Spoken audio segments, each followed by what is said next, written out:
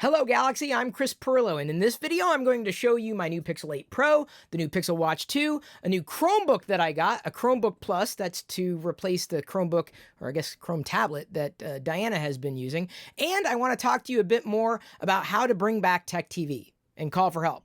I think I've finally figured out a way. All right, so let's start with are you interested in that? Bringing back TechTV, call for help, doing more together? Trust me. Okay, so we've got a Pixel 7 Pro and a Pixel 8 Pro in my two hands. This is the 7 because it's more reflective on the back, and this is the 8 because it's got more of a matte finish that I love, even though I am going to be putting a case on it as soon as I can. I had the Pixel 7 Pro for the past year, using it largely as a webcam. I don't know if you knew that, but you can mount any smartphone, Android or iOS, to macOS or Windows and use it as a webcam. I use Reincubate Camo. In fact, in Android 14, soon at least, you'll be able to connect any device that has that platform as a webcam, at least to a Windows PC or a Mac. May not have as many granular controls as Reincubate Camo, but still, that feature's coming down the pike. I'm glad that Google's giving us that at the OS level. I have begun the setup process, and it was seamless. This is the thing I really wanted to say the most about the process of moving from a Pixel 7 to the Pixel 8, both Pro. It was seamless. Like, it worked so well. It worked better than Apple worked for me. Like, seriously, it was that good. It was that fast. So I'm very impressed with that. Very happy. I've been a Pixel user for a number of years. Haven't really used one as a daily driver, though, because honestly, the thing that throws me off is what Google's done with the software. Specifically, if I can unlock it, sometimes it's not as easy to do when you're trying to hold it in one hand like this without dropping it. Still a little slick for me, as opposed to like me being slick, because I'm the opposite of that. But the gesture hint at the bottom, you can't turn it off. And there's incongruencies between applications. It just comes across a little sloppy. But the good news is I found out that with apps targeting Android 15, so about a year from now, there will be an enforcement of every app developer submitting the new app to the App Store has to make the background behind that gesture hint transparent. Huge deal for me, and that may end up moving me back to the Pixel because it drives me nuts so much on my Samsung device. This is my go-to, right? I use the Samsung Galaxy S23 Ultra in conjunction with the Watch 6, and there is no gesture hint. I turn it off. You don't see it at all, and I can still navigate just fine. Google will not give you the option. Drives me up the wall. So that's the reason why I'm not going to be switching to a Pixel anytime soon. But I will be testing the camera. Now, the thing that I was really excited to do recently was with the Apple iPhone 15 Pro Max. I recorded footage, but instead of talking about it, I did it, as many of you saw, with some inspirational, motivational messaging underneath. And you liked it. The people who saw it liked it a lot. The comments I got were incredible. It got amazing engagement in terms of like the likes to the video. So I'm going to do the same thing. Expect my Pixel video review. I wouldn't call it a review, more like the showcase of the type of footage you can record with the Pixel 8 Pro video or the cameras. Expect it to be done the same way. So that'll be happening soon. I'll be posting side-by-side photo comparisons between the iPhone 15 Pro Max, the Pixel 8 Pro, and the Samsung Galaxy S23 Ultra throughout my social feeds, Mastodon, Threads, X, wherever you happen to follow me, you'll be able to catch up on that kind of stuff. Now I've got, there we go. I've already unboxed this. The Pixel Watch 2, they sent to me. I bought that, by the way. I bought the Pixel 8 Pro. They didn't send it to me because I'm me. They sent it to anybody. It was like a bonus, like a $300 value. They give it to you for free. I'm going to be selling it to recoup that cost, just like I'm going to be selling my Pixel 7 Pro to recoup that cost, really minimizing the impact that I have in purchasing a new device that I plan on using, like I said, as a webcam. But the thing I wanted to know most about the Pixel Watch is specifically the fluidity of animation. And I would say the Pixel Watch 2 is more fluid. Just in this little test, right? Not exactly the cut the rope test. You remember that remember the Surface RT days back then? But it's fluid. Like the animation, or I guess the transition, right, is fluid. I'm like, wow, very responsive screen. So if you were concerned about software quality control on the watch, yeah. No doubt, this may be it. I don't know if it's it for me because the bezel's a bit more thick and I kind of live in Samsung's ecosystem at this point in time for my daily driver. The other thing I wanted to show you was a new Chromebook. I talked about the Chromebook Plus series the other day, a new certification for certain Chromebooks, expecting that they're going to hit like a a bar for performance, so you know you're getting a premium product. Well, this went on sale like 30 to 50% off, and I grabbed it. It's made completely out of recycled materials. It's the Acer, let me get this right, the 514, sometimes numbers trip me up, the green PC laptop. It's made out of recycled materials. I don't know if you're able to see there, but it's got a texture to it. It's almost got a granite look and a kind of a, not a bumpy, a smooth texture, but it's got texture to it. And it's recycled, built on recycled materials. A Core i3 in there, 8 gigs of RAM, 128 megabit,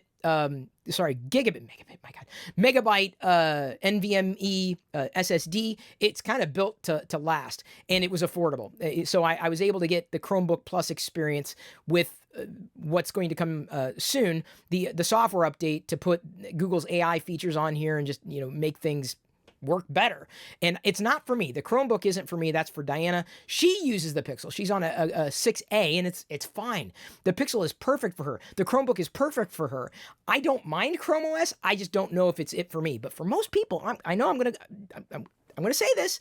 I think most people are better served by a Chromebook than they are a Mac or a PC. I find the Mac and the PC overkill in terms of what someone might need, because all they really need anymore, for the most part, is web access. And you may be saying, well, what about Photoshop? You can now run Photoshop on the web. A lot of software is moving to the web.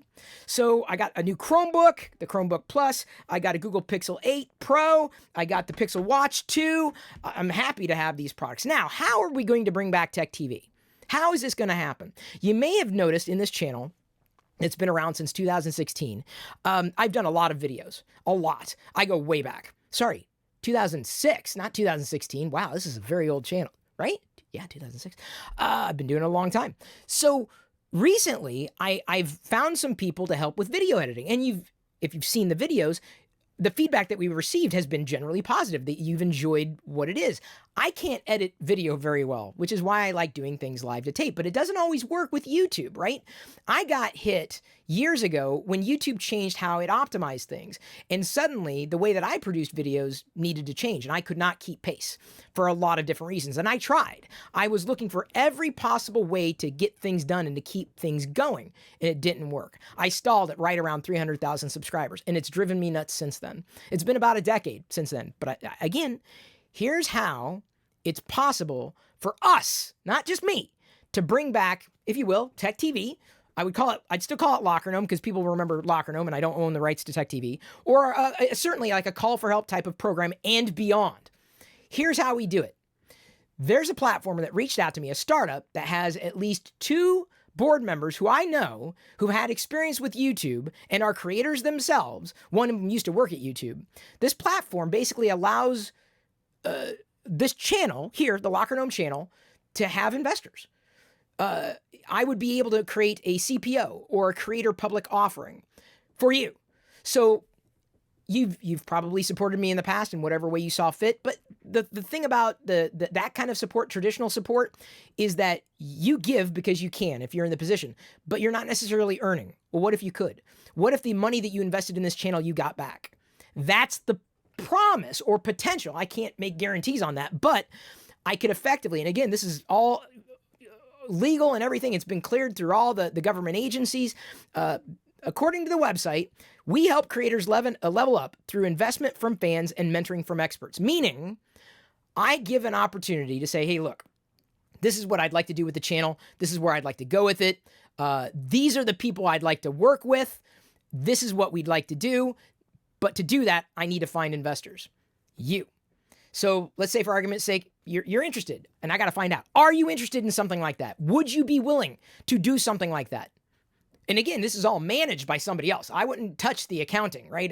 That's beyond my bailiwick. I'm good at doing this. Everything else, I'm not so good at. So I have to find other people that can help make it happen. And I can only do that if I can afford to pay them. How do you do that? You find investment. I can't go to a traditional investor like some people can, but I can go to you. I can ask you, are you willing to be a part of that? Let's say you say, all right, Chris, I'm interested in seeing where this goes. Here's $100. Well, the goal would be to get you that $100 back and then some. I can't promise, how high, of a return you might be able to get, but it's something that's better than nothing.